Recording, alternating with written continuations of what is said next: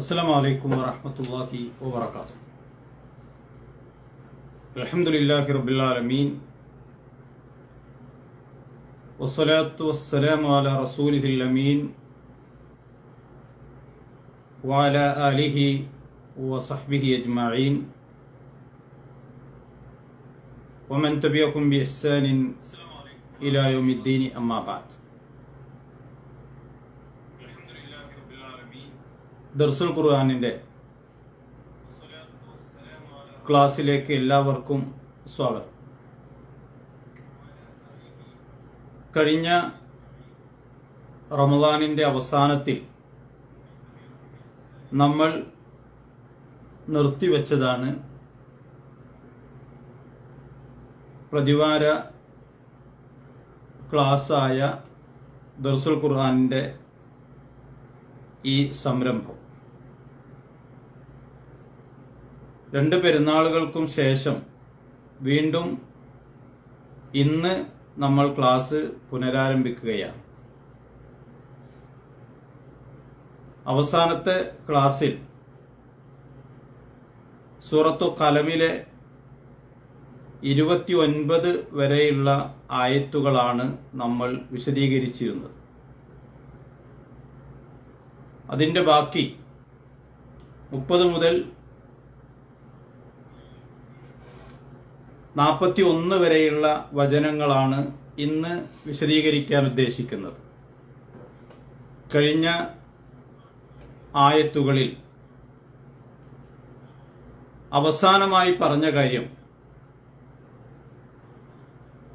നബി സല്ലല്ലാഹു അലൈഹി വസല്ലമയുടെ പ്രബോധന കാലഘട്ടത്തിലെ അവിടുത്തെ ഏറ്റവും വലിയ ശത്രുക്കളിൽ ഒരാളായിരുന്ന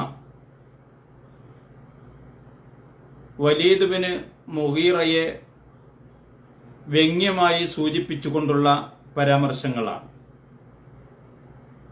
എന്നിട്ട് മൊത്തത്തിൽ ആ നിഷേധികൾക്ക് അള്ളാഹു ഒരു മുന്നറിയിപ്പായി, ഒരു താക്കീതായി നൽകുന്ന കാര്യം മുമ്പ് ഒരു തോട്ടക്കാരെ അള്ളാഹു പരീക്ഷിച്ചതുപോലെ നിങ്ങളെയും നാം പരീക്ഷിക്കുമെന്ന ഒരു താക്കീതായിരുന്നു. അതിനുശേഷം എന്താണ് ആ കഥ, എന്തായിരുന്നു ആ സംഭവം എന്ന് അള്ളാഹു വിശദീകരിക്കുകയും ചെയ്തു. അതിന്റെ ചുരുക്കം നമ്മൾ ഇവിടെ പരാമർശിക്കുമ്പോഴാണ് ഇന്ന് നമ്മൾ ആ ആയത്തിന്റെ 30-ാമത്തെ ആയത്ത് മുതൽ വിശദീകരിക്കുന്ന കാര്യങ്ങൾ നമ്മൾക്ക് മനസ്സിലാവുകയുള്ളൂ. ആ കഥ അള്ളാഹു പറയുന്നത് വളരെ ധനികനായ ഒരാൾക്ക് ഒരുപാട് കൃഷിസ്ഥലം ഉണ്ടായിരുന്നു. അയാൾ അവിടെ കൃഷി ചെയ്യുകയും വിളവെടുക്കുന്ന സന്ദർഭത്തിൽ അതിൻ്റെ ദരിദ്രർക്കുള്ള ഓഹരി അയാൾ കൃത്യമായി വിളവെടുപ്പ് സമയത്ത് നൽകുകയും ചെയ്യാറുണ്ടായിരുന്നു. എന്നാൽ അദ്ദേഹത്തിന്റെ മരണശേഷം അയാളുടെ മക്കൾ ആ മനുഷ്യനെ പോലെ, പിതാവിനെ പോലെ നല്ല മനസ്കരായിരുന്നില്ല. പിതാവ് പാവങ്ങൾക്ക്, ദരിദ്രർക്ക് നൽകിയിരുന്ന അത് തങ്ങൾ നൽകുകയില്ല.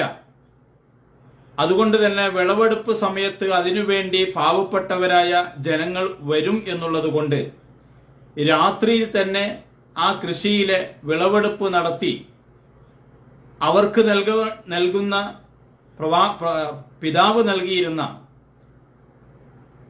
അവർക്കുള്ള അവകാശം നൽകാതിരിക്കാനും അവർ തീരുമാനിച്ചു. അങ്ങനെ ആ തീരുമാനത്തിന്റെ അടിസ്ഥാനത്തിൽ തങ്ങളുടെ കൃഷിസ്ഥലത്തെ വിളവുകൾ കൊയ്തെടുക്കാൻ വേണ്ടി രാത്രി പുറപ്പെട്ട ആളുകൾക്ക് ആ കൃഷിസ്ഥലം പാടെ നശിപ്പിക്കപ്പെട്ടതായി കാണുകയുണ്ടായി. ചുരുക്കത്തിൽ ആ കഥയിലുള്ള ഗുണപാഠം മക്കായിലെ മുശ്രിക്കീങ്ങൾ മാത്രമല്ല, ഈ മക്കളെപ്പോലെയുള്ള നിലപാട് സ്വീകരിക്കുന്ന എല്ലാ കാലഘട്ടത്തിലെയും ആളുകൾക്കുള്ള ഒരു മുന്നറിയിപ്പാണ്. അതുകൊണ്ടാണ് ഇന്നും ഈ ചരിത്രം നമ്മൾ വിശദീകരിക്കുമ്പോൾ മക്കാ മുശ്രിക്കുകൾക്കുണ്ടായിരിക്കുന്നതുപോലെ അല്ലെങ്കിൽ അവർക്കുണ്ടായതുപോലെ തന്നെ കൃത്യമായ ഒരു പാഠവും മുന്നറിയിപ്പും ഈ ചരിത്ര സംഭവത്തിൽ നമ്മൾക്കുമുണ്ട്. അങ്ങനെ ആ സംഭവത്തിന്റെ ശേഷം ഖുർആൻ പറയാണ്, അതാണ് ഇന്ന് നമ്മൾ വായിക്കുന്ന ആദ്യ ആയത്തുകളിൽ നമുക്ക് കാണാൻ കഴിയുന്നത്. അഊദു ബില്ലാഹി മിനശ് ശൈത്വാനിർ റജീം. ബിസ്മില്ലാഹിർ റഹ്മാനിർ റഹീം. فأقبل بعضهم على بعض يتلاومون قالوا يا ويلنا إنا كنا طاغين. ആ തോട്ടം നശിപ്പിക്കപ്പെട്ടതിന് ശേഷം ആ തോട്ടക്കാരന്റെ മക്കൾ, അവരാണല്ലോ പാവങ്ങളുടെ അവകാശം നൽകാൻ വിസമ്മതിക്കുകയും രാത്രിയിൽ തന്നെ എല്ലാവരും ഉറങ്ങിക്കിടക്കുന്ന സമയത്ത് ആ വിളവെടുപ്പ് നടത്താമെന്ന് തീരുമാനിക്കുകയും ചെയ്തത്. പക്ഷെ ആ തീരുമാനത്തോടൊപ്പം അവർ ഇൻഷാ അല്ലാഹ് അല്ലെങ്കിൽ അള്ളാഹു ഉദ്ദേശിച്ചാൽ എന്ന് പോലും പറയാൻ മറന്നുപോവുകയോ വിസമ്മതിക്കുകയോ ചെയ്തു. അതെല്ലാം ഖുർആൻ കഴിഞ്ഞ ആയത്തുകളിൽ പറയുന്നുണ്ട്. പക്ഷേ അവരുടെ തോട്ടം നശിപ്പിക്കപ്പെട്ട ആ കാഴ്ച അവർ നേരിൽ കണ്ടപ്പോൾ തങ്ങൾ ചെയ്തതിലെ അപക്വമായ നിലപാടും അതെത്ര തെറ്റായിരുന്നു എന്നും അവർക്ക് ബോധ്യപ്പെടുകയുണ്ടായി. അപ്പോൾ ഖുർആൻ പറയുന്നു, ഫഅഖ്ബല ബഅ്ളുഹും അലാ ബഅ്ളിൻ യതലാവമൂൻ. അവരിൽ ചിലർ മറ്റു ചിലരെ ആക്ഷേപിക്കാൻ മുന്നോട്ട് വന്നു എന്ന് പറഞ്ഞാൽ, ചില ആളുകളെങ്കിലും അവരുടെ ആ തീരുമാനത്തിൽ പൂർണ്ണമായ സംതൃപ്തരായിരുന്നില്ല. അതുകൊണ്ട് തന്നെ ചിലർ പറഞ്ഞു, അങ്ങനെ ചെയ്യേണ്ടതില്ല അല്ലെങ്കിൽ അങ്ങനെ ചെയ്യരുത് എന്ന് ഞാൻ അപ്പോൾ തന്നെ പറഞ്ഞതല്ലേ, അങ്ങനെ തീരുമാനമെടുത്തതുകൊണ്ടാണ് ഇങ്ങനെ സംഭവിച്ചത് എന്ന പരസ്പരമുള്ള ആക്ഷേപങ്ങളും കുറ്റപ്പെടുത്തലുകളും അവർക്കിടയിലുണ്ടായി. ചുരുക്കത്തിൽ അവരെല്ലാവർക്കും ആ സംഭവത്തിലൂടെ അവരുടെ തെറ്റുകൾ ബോധ്യപ്പെടുകയാണ്. ഖുർആൻ പറയുന്നു, ഖാലു, അവർ ഇങ്ങനെ പറയുകയും ചെയ്തു, യാ വൈലന, ഞങ്ങൾക്ക് നാശം, ഇന്നാ കുന്ന ത്വാഗീൻ, ഞങ്ങൾ അതിക്രമികളിൽ പെട്ടുപോയിരിക്കുന്നു, അല്ലെങ്കിൽ ഞങ്ങൾ അതിക്രമികളായിരിക്കുന്നു. കാരണം അവർ ചെയ്തത് തെറ്റാണ് എന്ന് അവർക്കെല്ലാവർക്കും ബോധ്യപ്പെടുകയുണ്ടായി എന്നാണ് വിശുദ്ധ ഖുർആൻ ഇവിടെ പറയുന്നത്. അപ്പോ ഈ ഒരു ചരിത്രത്തിൽ എല്ലാ കാലഘട്ടത്തിലുമുള്ള ആളുകൾക്ക് കൃത്യമായ പാഠങ്ങളുണ്ട്. ഇത് മക്കയിലെ മുശ്രിക്കീങ്ങൾക്ക് മാത്രമായുള്ളതല്ലല്ലോ. ഇങ്ങനെ അള്ളാഹുവിനോട് കുതന്ത്രം പ്രവർത്തിക്കാൻ ഉദ്ദേശിക്കുന്ന ആളുകൾ, അതല്ലെങ്കിൽ ഓരോരുത്തരുടെയും കടമകളും കടപ്പാടുകളും നിർവഹിക്കാതിരിക്കുന്ന ആളുകൾ, അതിനുവേണ്ടി തന്ത്രം പ്രയോഗിക്കുന്നവർ, അങ്ങനെയുള്ളവരെ കൃത്യമായി അള്ളാഹു വീക്ഷിക്കുന്നുണ്ട്, നിരീക്ഷിക്കുന്നുണ്ട് എന്നൊരു ഓർമ്മപ്പെടുത്തൽ ഈ ആയത്തുകളിൽ നമുക്ക് കാണാൻ കഴിയും. അതാണ് ആദ്യത്തെ 2 ആയത്തുകളിലായി അള്ളാഹു പറയുന്നത്. അതിനുശേഷം അസാ റബ്ബുനാ അൻ യുബ്ദിലനാ ഖൈറൻ മിൻഹാ ഇന്നാ ഇലാ റബ്ബിനാ റാഗിബൂൻ കദാലികൽ അദാബ് വലഅദാബുൽ ആഖിറതി അക്ബർ ലൗ കാനൂ യഅലമൂൻ. ഈ 2 ആയത്തുകളിൽ അവരുടെ പൊതുവെ ഉണ്ടായിരുന്ന ആ കാലഘട്ടത്തിലെ ചില ആളുകളുടെ നിലപാടും അങ്ങനെ തന്നെയായിരുന്നു. അതോടൊപ്പം ഇവരും അസാ റബ്ബുന അൻ യുബ്ദിലന ഖൈറൻ മിൻഹ, അവസാനം തങ്ങൾ ചെയ്തത് തെറ്റാണ് എന്നവർക്ക് ബോധ്യപ്പെടുകയും അവർക്കതിൽ അങ്ങേയറ്റത്തെ ഖേദമുണ്ടാവുകയും ചെയ്തു.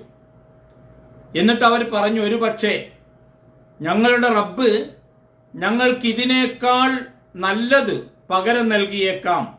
ഇന്നാ ഇലാ റബ്ബിനാ റാഗിബൂൻ, ഞങ്ങൾ ഞങ്ങളുടെ രക്ഷിതാവിൽ പ്രതീക്ഷയുള്ളവരാണ് എന്നവർ പറയുകയും ചെയ്തു.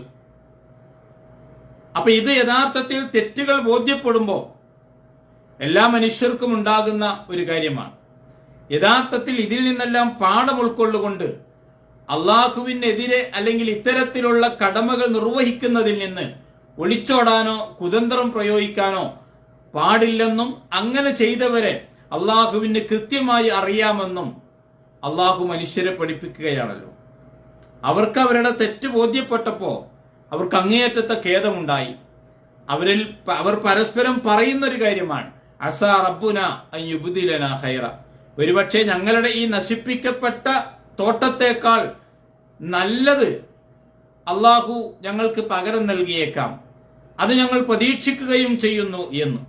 ഇവിടെ നമ്മൾ മനസ്സിലാക്കേണ്ട ഒരു കാര്യം, അവരുടെ തെറ്റ് അവർക്ക് ബോധ്യപ്പെട്ട ശേഷം അവർ പശ്ചാത്തപിക്കുകയും അവരങ്ങേയറ്റം ഖേദിക്കുകയും ചെയ്തല്ലോ. മാത്രമല്ല രക്ഷിതാവിനെ കുറിച്ച് കൃത്യമായ ഒരു ബോധം അവർക്കുണ്ടാവുകയും ചെയ്തു. അതുകൊണ്ട് തന്നെ നശിപ്പിക്കപ്പെട്ടതിനേക്കാൾ ഉത്തമമായത് അതിന് പകരം നൽകാൻ ഞങ്ങളുടെ റബ്ബ് കഴിവുള്ളവനാണ് എന്ന ബോധം അവർക്കുണ്ടാവുകയും ചെയ്തു. പക്ഷേ പൊതുവെ സത്യനിഷേധികളുടെ ഒരു ധാരണ, അത് എല്ലാ കാലഘട്ടത്തിലും അങ്ങനെ തന്നെയാണ്. ആ ധാരണയ്ക്ക് അള്ളാഹു കൃത്യമായി മറുപടി പറയുന്നുണ്ട് അടുത്ത ആയത്തുകളിൽ. പക്ഷേ ഇപ്പൊ നമ്മൾ വായിച്ച 4-ാമത്തെ ആയത്തില് അള്ളാഹു പറയുന്നത് കദാലിക്കൽ അദാബ് വല അദാബുൽ ആഖിറത്തി അക്ബർ, അപ്രകാരമാണ് അള്ളാഹുവിന്റെ ശിക്ഷ. മാത്രമല്ല പരലോകത്ത് അതിനേക്കാൾ വലിയ ശിക്ഷ ഇങ്ങനെ പ്രവർത്തിക്കുന്നവർക്കുണ്ടായിരിക്കും. ലൗ കാനൂ യഅലമൂൻ, അവരക്കാര്യം മനസ്സിലാക്കിയിരുന്നെങ്കിൽ. എന്ന് പറഞ്ഞാൽ എന്താ അറിയോ, എല്ലാ തെറ്റുകൾക്കും ഒരുപക്ഷെ ഇഹലോകത്ത് വെച്ച് നമുക്ക് ശിക്ഷ ലഭിച്ചു കൊള്ളണമെന്നില്ല. എന്നാൽ ചിലതിനൊക്കെ ഇവിടെ തന്നെ ലഭിക്കുകയും ചെയ്യും. അതാണ് അള്ളാഹു ബോധ്യപ്പെടുത്തുന്നത്. ആ ഒരു സംഭവം വിശദീകരിച്ചുകൊണ്ട് പടച്ചവൻ പറയുന്നത് കദാലിക്കൽ അദാബ്, അങ്ങനെയാണ് അള്ളാഹുവിന്റെ ശിക്ഷ. ഇതുപോലെ തന്നെ പല സമുദായങ്ങളിലും അള്ളാഹുവിന്റെ ശിക്ഷ അവതരിച്ചതിന്റെ ചരിത്രങ്ങൾ മുൻ ക്ലാസുകളിൽ നമ്മൾ വിശദീകരിച്ചിട്ടുണ്ട്. വിശുദ്ധ ഖുർആൻ അത് വന്നിട്ടുമുണ്ട്. എന്നാൽ അള്ളാഹു വീണ്ടും അവരെ ഓർമ്മപ്പെടുത്തുന്നത് ഇഹലോകത്തിലെ ഈ ചെറിയ ശിക്ഷ കൊണ്ട് അവസാനിക്കുന്നതല്ല ഇത്തരം അധർമ്മകാരികളുടെ കുറ്റവാളികളുടെ ശിക്ഷ, മറിച്ച് മരണശേഷം അവർക്ക് ഇതിനേക്കാൾ വലിയ ശിക്ഷ ലഭിക്കാനിരിക്കുന്നു എന്നൊരു താക്കീതും ഓർമ്മപ്പെടുത്തലുമാണ്. അതുകൊണ്ട് ആ ആയത്തിന്റെ അവസാനം പറഞ്ഞു ലൗകാനൂ യഅലമൂൻ, ആ കാര്യം അവർ മനസ്സിലാക്കിയിരുന്നെങ്കിൽ അവർക്ക് തന്നെയാണ് നല്ലത് എന്ന അർത്ഥത്തിൽ. അപ്പോൾ നിങ്ങൾ വളരെ കൃത്യമായി ഈ സംഭവത്തിലൂടെ അള്ളാഹു ഒരു പാഠം മനുഷ്യർക്ക് മുഴുവനായി നൽകുകയാണ്. അവരുടെ തോട്ടം നശിപ്പിക്കപ്പെട്ടത് അള്ളാഹുവിങ്കിൽ നിന്നുള്ള ശക്തമായ ശിക്ഷയുടെ ഭാഗമായിട്ടാണ്. അപ്പൊ അതുകൊണ്ട് തന്നെ ഈ തോട്ടങ്ങളും അതുപോലെ തന്നെ സമ്പത്തുകളും, തോട്ടം തന്നെ ആയിക്കൊള്ളണം എന്നില്ല, പല കാലത്തും പല വിധത്തിലുള്ള ഭൗതികമായ സൗകര്യങ്ങളും സ്വത്തുക്കളും മനുഷ്യർക്കുണ്ടാകും. ചിലർക്കത് കൃഷി ചെയ്തുകൊണ്ടുള്ള സമ്പത്താണ്, വേറെ ചിലർക്ക് മറ്റ് ബിസിനസ്സുകൾ ചെയ്തുകൊണ്ടാണ്. ഇങ്ങനെ തോട്ടങ്ങളും അതുപോലെ തന്നെ ബിസിനസ്സുകളും അതുപോലെ തന്നെയുള്ള എല്ലാത്തരം ഭൗതികമായ ഐശ്വര്യങ്ങളൊക്കെ ഉണ്ടാകുമ്പോൾ പൊതുവെ ആളുകൾക്കുണ്ടാകുന്ന ഒരു ധാരണ, ഇത് ഞങ്ങൾക്ക് ലഭിച്ചതാണ് അല്ലെങ്കിൽ ഞങ്ങൾ ഉണ്ടാക്കിയതാണ് എന്നൊക്കെ. ഇനി അവര് ഒന്നുകൂടെ അഹങ്കാരത്തോടു കൂടി പറയുന്ന ഒരു കാര്യം, കൂടുതൽ സുഖവും കൂടുതൽ സൗകര്യങ്ങളും സമ്പത്തുമൊക്കെ ഞങ്ങൾക്ക് ഇവിടെ ലഭിക്കാനുള്ള കാരണം ഞങ്ങൾ ചെയ്ത കർമ്മങ്ങളാണ്, ഞങ്ങൾ നല്ലവരായതുകൊണ്ടാണ്, ഞങ്ങൾ അള്ളാഹുവിന് ഇഷ്ടപ്പെട്ടവരായതുകൊണ്ടാണ്. മാത്രമല്ല ഞങ്ങളിനി മരണപ്പെട്ടാൽ ഇതിനേക്കാൾ നല്ലത് ഞങ്ങൾക്ക് പകരം ലഭിക്കും എന്ന ധാരണ വെച്ചു പുലർത്തുന്ന ആളുകളും എല്ലാ കാലഘട്ടത്തിലുമുണ്ട്. ഇത് യഥാർത്ഥത്തിൽ വലിയ അഹങ്കാരമാണ് എന്ന് അള്ളാഹു ഓർമ്മപ്പെടുത്തുകയാണ്. മരണാനന്തര ജീവിതത്തിൽ അവർക്ക് വിശ്വാസമൊന്നുമില്ല. പക്ഷെ എന്നാലും പലപ്പോഴും അവർ പറയുന്നറിയോ, ഇനി അങ്ങനെ ഒരു ജീവിതമുണ്ടെങ്കിൽ തന്നെ ഇതിനേക്കാൾ നല്ലത് അവിടെ ഞങ്ങൾക്ക് പകരം ലഭിക്കുമെന്ന ആ വലിയ അഹങ്കാരത്തിന്റെ വാക്കുകൾ അവർ പറയും. പക്ഷേ അതിനുള്ള മറുപടിയാണ് അടുത്ത വചനങ്ങളിൽ അള്ളാഹു നൽകുന്നത്. അപ്പൊ ഈ ഒരു മറുപടി അവർക്ക് മാത്രമുള്ളതല്ല. എല്ലാ കാലത്തിലും ഇങ്ങനെ സമ്പാദ്യങ്ങളും പണവും ഒക്കെ ഉള്ള ആളുകൾ, ഭൗതികമായ സുഖങ്ങളും ഐശ്വര്യങ്ങളും ലഭിച്ച ആളുകൾ പലപ്പോഴും അവർ പറയുന്ന അഹങ്കാരത്തിന്റെ വാക്കുകൾക്കുള്ളൊരു മറുപടിയാണ്. കാരണം മരണപ്പെട്ടു ചെന്നാലും മരണാനന്തരവും തങ്ങൾക്ക് ഇങ്ങനെ വലിയ സൗകര്യങ്ങളൊക്കെ ലഭിക്കുമെന്ന് പറയാൻ അവർക്ക് എന്ത് തെളിവാണുള്ളത്? അപ്പൊ അള്ളാഹു അടുത്ത വചനങ്ങളിൽ പറയുന്നത് ഇങ്ങനെയാണ്: ഇന്നലിൽ മുത്തഖീന ഇൻദ റബ്ബിഹിം ജന്നാത്തിൻ നഈം അഫനജഅലുൽ മുസ്ലിമീന കൽ മുജ്രിമീൻ മാ ലക്കും കൈഫ തഹ്കുമൂൻ അം ലക്കും കിതാബുൻ ഫീഹി തദ്റുസൂൻ ഇന്ന ലക്കും ഫീഹി ലമാ തഖയ്യറൂൻ. ഇത് പടച്ചവന്റെ അവർക്കുള്ള മറുപടിയാണ്. അള്ളാഹു പറയുന്നത് പരലോകത്ത് ആർക്കാണ് ഉത്തമമായ പ്രതിഫലം ലഭിക്കുക? ഇന്നലിൽ മുത്തഖീന ഇൻദ റബ്ബിഹിം ജന്നാത്തിൻ നഈം. സൂക്ഷ്മത പാലിച്ച ആളുകൾക്കാണ് പരലോകത്ത് അനുഗ്രഹീതമായ സ്വർഗത്തോപ്പുകൾ ഉണ്ടാവുക എന്ന് അള്ളാഹു സംശയത്തിനിടവില്ലാത്ത വിധം ഇങ്ങനെയുള്ള അഹങ്കാര വാക്കുകൾ പറയുകയും ആ ഒരു വിചാരത്തിൽ ജീവിക്കുകയും ചെയ്യുന്ന ആളുകൾക്ക് നൽകുന്നു. അവരയഥാർത്ഥത്തിൽ ഈ ദുനിയാവിൽ സൂക്ഷ്മത പാലിച്ചവരല്ല. അതുകൊണ്ട് തന്നെ അവർക്ക് അങ്ങനെ ഒരു സുഖജീവിതം പരലോകത്ത് ലഭിക്കുകയില്ല. മാത്രമല്ല, ധർമ്മനിഷ്ഠ പാലിച്ചവർക്കാണ് പരലോകത്ത് അനുഗ്രഹീതമായ സ്വർഗത്തോപ്പുകൾ ഉണ്ടായിരിക്കുക എന്ന് അള്ളാഹു പറയുന്നു. അതിനുശേഷം അഫനജഅലുൽ മുസ്ലിമീന കൽ മുജ്രിമീൻ, ഒരു ചോദ്യം. ഈ അധർമ്മകാരികളായി കുറ്റവാളികളായി ജീവിച്ചവരെ പോലെ നാം മുസ്ലിങ്ങളാക്കുമോ? ഒരിക്കലുമില്ല. എന്ന് പറഞ്ഞാൽ എന്താ? ഇവിടെ അഹങ്കരിക്കുകയും അധർമ്മകാരികളായി ജീവിക്കുകയും ചെയ്ത ആളുകളെ അള്ളാഹുവിന് കീഴ്പ്പെട്ട് ജീവിച്ച, സൂക്ഷ്മത പാലിച്ച, ധർമ്മനിഷ്ഠ കാണിച്ച ആളുകളെയും ഒരുപോലെയാക്കുകയില്ല പരലോകത്ത്. ഇവിടെ ഇഹലോകത്ത് നമ്മൾക്ക് അതുപോലെ, പക്ഷേ ഇതുപോലെ ഒരുപാട് ഉദാഹരണങ്ങൾ കാണാം.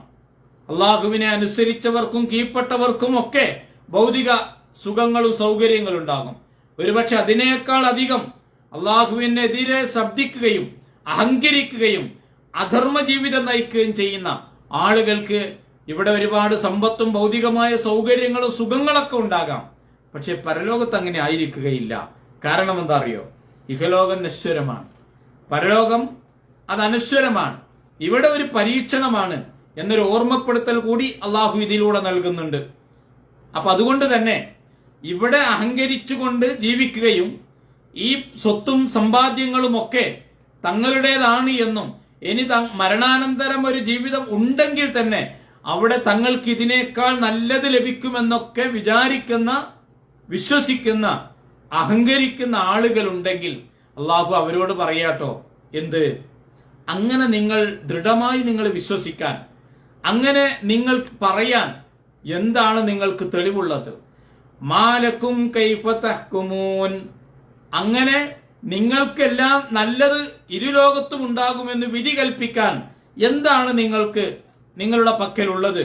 അംലക്കും കിതാബും ഫീഹി തദ്റുസൂൻ, നിങ്ങൾ അങ്ങനെ പഠനം നടത്തിക്കൊണ്ടിരിക്കുന്ന വല്ല ഗ്രന്ഥവും നിങ്ങൾക്കുണ്ടോ?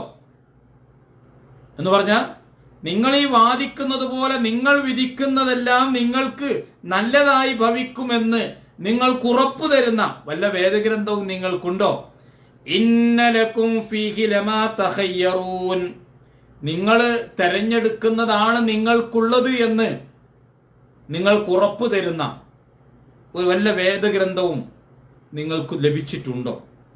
അംലക്കും ഐമാനുൻ അലൈന, പിന്നെ പടച്ചവൻ ചോദിക്കാം, അതല്ല അള്ളാഹുവിന്റെ മേൽ വല്ല ബാധ്യതയും അല്ലെങ്കിൽ വല്ല പ്രതിജ്ഞയും കരാറുകളും നിങ്ങൾക്കുണ്ടോ?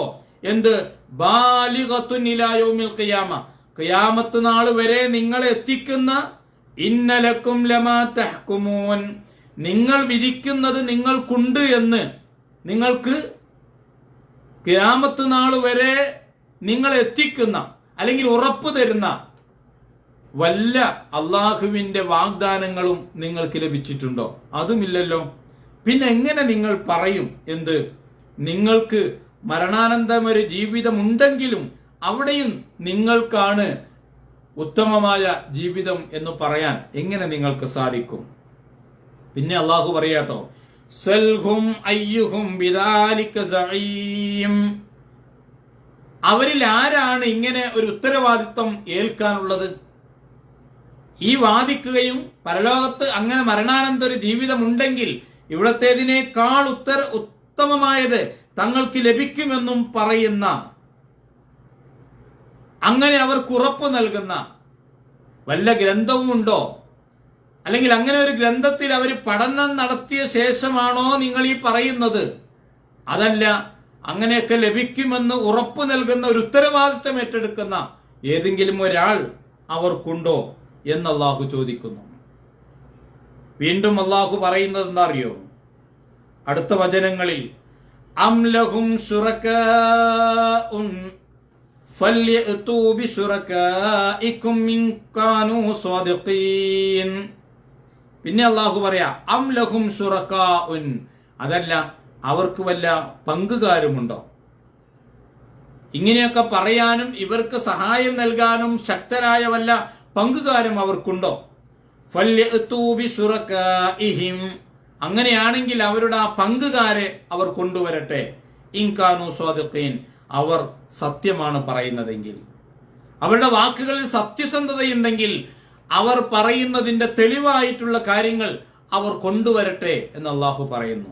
അപ്പൊ ഈ 41 വരെയുള്ള ആയത്തുകളിൽ അവരുടെ ഹിതവും എന്ന് പറഞ്ഞാൽ അവരുടെ ആഗ്രഹങ്ങളും അവരുടെ ഇച്ഛകളും അനുസരിച്ചായിരിക്കും അവർക്ക് പരലോകത്ത് പ്രതിഫലം നൽകപ്പെടുക എന്നുള്ളതിന് വല്ല ഉറപ്പും അള്ളാഹു അവർക്ക് നൽകിയിട്ടുണ്ടോ? അതല്ലെങ്കിൽ അങ്ങനെ ഉറപ്പ് നൽകുന്ന വല്ല ഗ്രന്ഥവും അവരുടെ കയ്യിലുണ്ടോ? അതല്ലെങ്കിൽ അങ്ങനെ ഒരു വാഗ്ദത്വം ഏറ്റെടുത്ത ഏതെങ്കിലും ഒരാള് അവരുടെ കൂട്ടത്തിലുണ്ടോ എന്നൊക്കെയാണ് അള്ളാഹു അവരോട് പറയുന്നത്. അപ്പൊ ചുരുക്കത്തിൽ എന്താ അറിയോ, അവരുടെ വാദങ്ങൾ തെളിയിക്കാൻ ഉതകുന്ന യുക്തിഭദ്രമായതോ അതല്ലെങ്കിൽ ലിഖിത രൂപത്തിലുള്ളതോ ആയ ഒരു തെളിവുകളും അവർക്കില്ല, അവരുടെ പക്കലില്ല എന്നതാണ്. അതുകൊണ്ട് തന്നെ അള്ളാഹുവിൽ നിന്നുള്ള യാതൊരു ഉറപ്പും അവർക്ക് കിട്ടിയിട്ടില്ല. പിന്നെന്തുകൊണ്ടാണ് നിങ്ങൾ അങ്ങനെ വാദിക്കുന്നതും അങ്ങനെ വിശ്വസിക്കുന്നതും? അപ്പൊ ചുരുക്കത്തില് പരലോകത്ത് അള്ളാഹു പറഞ്ഞത് അവിടെ ഉത്തമമായ ജീവിതം ഉണ്ടായിരിക്കുക, ഇന്നലിൽ മുത്തഖീന, അത് തീർച്ചയായിട്ടും സൂക്ഷ്മത ജീവിതത്തിൽ പാലിക്കുന്ന ആളുകൾക്കാണ്. സമ്പത്തും സന്താനങ്ങളും ഭൗതികമായ സുഖങ്ങളും സൗകര്യങ്ങളൊന്നും അള്ളാഹുവിന്റെ അടുക്കൽ ശ്രേഷ്ഠതയും സ്ഥാനവും സാമീപ്യവും ലഭിക്കാൻ ഉതകുകയില്ല എന്ന് ഖുർആൻ വേറെയും സ്ഥലങ്ങളിൽ പറയുന്നുണ്ട്. നബി സല്ലല്ലാഹു അലൈഹി വസല്ലമയുടെ മക്ക ജീവിത കാലഘട്ടത്തിൽ നബിയെ വലിയ മുശ്രിക്കീങ്ങളിൽപ്പെട്ട വലിയ സമ്പന്നരായ ആളുകൾ പല ആക്ഷേപങ്ങളും അധിക്ഷേപങ്ങളും നടത്തുകയും ആ പണവും അതുപോലെ തന്നെ സ്ഥാനമാനങ്ങളും ഒക്കെ ആ നിഷേധത്തിൽ തന്നെ ഉറപ്പിച്ചു നിർത്താൻ അവരെ പ്രേരിപ്പിക്കുകയും ചെയ്ത കാര്യങ്ങളാണ്. അവർക്കൊക്കെ ഉണ്ടായിരുന്ന ഒരു ധാരണയാണ് ഖുർആൻ ഇവിടെ സൂചിപ്പിക്കുന്നത്. തങ്ങള് ഈ മക്കയിൽ ആളുകൾക്കിടയിലുള്ള ഞങ്ങൾക്കുള്ള സ്ഥാനവും ഞങ്ങൾക്കുള്ള പത്രാസും ഞങ്ങൾക്കുള്ള മാന്യതയുമെല്ലാം ഇനി മരണാനന്തരം ഒരു ജീവിതമില്ല, ഉണ്ടെങ്കിൽ തന്നെ അവിടെയും ഇതിനേക്കാൾ ഉത്തമമായത് തങ്ങൾക്ക് ലഭിക്കുമെന്ന് വലീദ് ബിൻ മുഗീറയെ പോലെയുള്ള ആളുകൾ പറയുകയും ധരിക്കുകയും ചെയ്തിരുന്നു. അവർക്കും അതുപോലെ ധരിക്കുന്ന അഹങ്കരിക്കുന്ന ആളുകൾക്കുമുള്ള മറുപടിയാണ് ഈ ആയത്തുകളിൽ അള്ളാഹു പറയുന്നത്.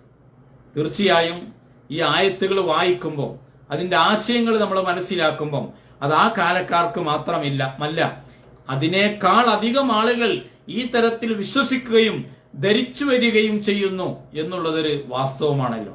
അപ്പൊ അങ്ങനെയുള്ള ആളുകളുടെ ജീവിതത്തിനും ഒരവസാനം ഉണ്ടായിരിക്കുമെന്നും ആ അവസാനം എല്ലാവരും ആ സൃഷ്ടാവിലേക്ക് തന്നെ മടക്കപ്പെടുമെന്നും അവിടെ അവർ പ്രവർത്തിച്ചതിനെ കുറിച്ച് അവിടെ വെച്ച് അവൻ അവർക്ക് വിവരം നൽകുമെന്നും അള്ളാഹു ഒരുപാട് ആയത്തുകളിൽ ഓർമ്മപ്പെടുത്തുന്നുണ്ട്. ആ ഒരു ഓർമ്മപ്പെടുത്തലും താക്കീതുമാണ് യഥാർത്ഥത്തിൽ ഈ അധ്യായത്തിന്റെ ഈ വചനങ്ങളിലും നമുക്ക് കാണാൻ കഴിയുന്നത്. ഇതിന്റെ ബാക്കി ആയത്തുകൾ ഇൻഷാ അള്ളാഹ് അടുത്ത ബുധനാഴ്ച ഇതേ സമയം നമുക്ക് വിശദീകരിക്കാം. അള്ളാഹു അനുഗ്രഹിക്കുമാറാവട്ടെ. അസ്സലാമു അലൈക്കും വറഹ്മത്തുള്ളാഹി വബറകാതുഹു.